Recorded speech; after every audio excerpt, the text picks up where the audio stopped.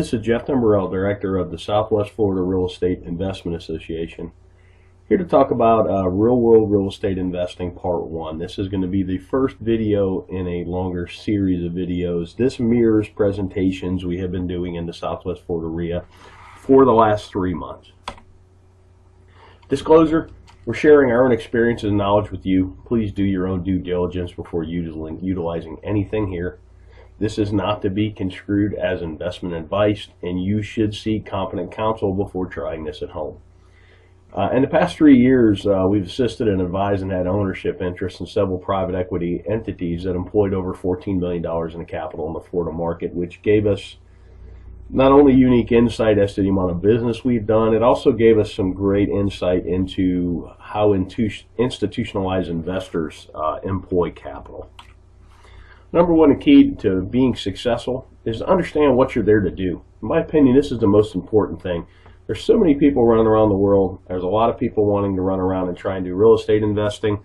They take courses, they read books, they go to meetings, but they really don't know what they're there to do. They really haven't spent that critical time understanding what you're here to do, what's your mission, what's your goals. I mean, without having any goals, it's hard to achieve any goals, if that makes any sense.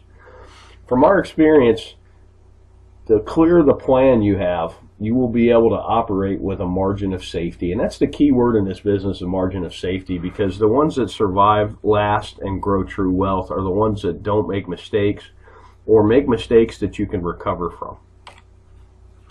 Investing in real estate.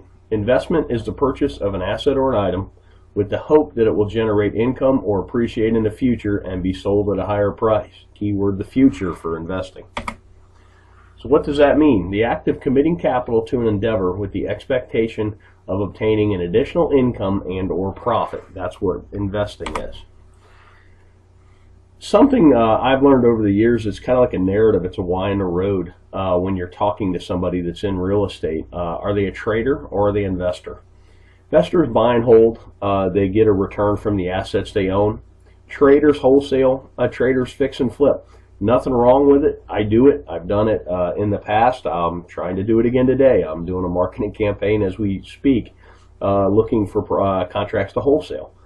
With that said, it's two different narratives and even two different valuation processes, investor versus trader. You need to recognize the difference between the two. Basic questions for an investor. How much capital are you employing? What's your desired rate of return? When are you going to need this capital back? And then what's your risk tolerance? Those four questions are how you determine what you're there to do. Then we'll talk about capital. There's an opportunity cost of capital, and particularly when you're raising capital, which I've been part of some private equity raises, you really need to understand what other opportunities are out there for investors, because generally why would you buy a piece of real estate that pays you 2% a year with all the headaches associated with that, when if you could at the same time own a CD at 5 with none of the headaches. Give you a chart on 10-year T-bills, talk about opportunity cost. You can really see the recession, the Lehman Brothers crash really killed yields, but it's killed yields no matter what. I mean, pretty much at the time I'm talking about this, yields for a 10-year T-bill are bouncing between 2.6 and 2.8%. That's a terrible yield, particularly with the amount of money they're printing. And you go back 10 years, and this is why investment real estate has become so popular, because it's one of the few places you can get a yield. Here's CD rates from 1984 on, and if you notice, about early 2000s, everybody got excited about real estate, and that's because the CD rates of return just continued to go down. So right now, my God, on a 1-year CD, you're getting not even 1%. That makes real estate attractive, and that's something to watch as well. As CD rates and other rates on financial instruments go up, real estate may not appear as sexy, particularly to an investor who bought in the valley and bought right and has quite a bit of gain on the table. So opportunity costs in the real world. We already kind of talked about this. Most investors we know are looking for at least 6% a year. I know guys that are even looking for 15%, and that's a cash on cash, not an internal rate of return. That would be a whole nother video that could be a whole day's worth, understanding the difference between the two. But what here I'm talking about is a yearly cash on cash return. And you got to be mindful of unrealistic expectations. I've seen people that have pitched 30% returns, and I've seen investors that are looking for 30% returns. And it's really hard to do. There's a lot of randomness and a lot of happenstance, and you're going to lose a lot more than you're going to win when you're dialing up those kind of deals. Unrealistic returns can lead to bad decision making because you seem to be chasing the golden goose instead of chasing a stable investment that pays you to own it. Let's talk about risk tolerance. These are two great quotes by Warren Buffett. And risk tolerance is really age dependent and your financial situation dependent as well. But here's a great quote. Look at the market fluctuations as your friend rather than your enemy. Profit from folly rather than participate in it. And that's most real estate investors. You're supposed to be a contrarian. I kind of put the world in, you're either a salmon or you're a lemming. You're either running with the crowd or you're running against the crowd.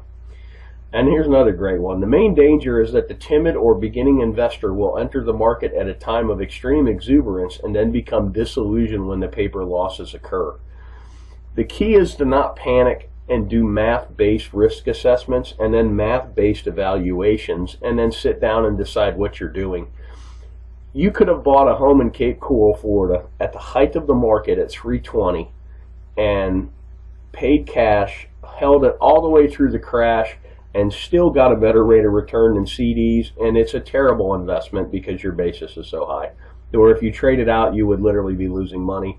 But it's sad but you actually would have outperformed the CD, and that's kind of a interesting thing. We did some case studies of people that had bought at the top and had they held and if they had mortgages, and I think that video is on our YouTube channel as well. Thanks for watching. You can always check out our website at swflreia.com. There should be a link at the bottom of this video. If you're on our website, put yourself on our mailing list. We send out a lot of foreclosure information. We send out our meeting notices, and we also from time to time send out information like this. I hope this information is useful to you, and make it a great day.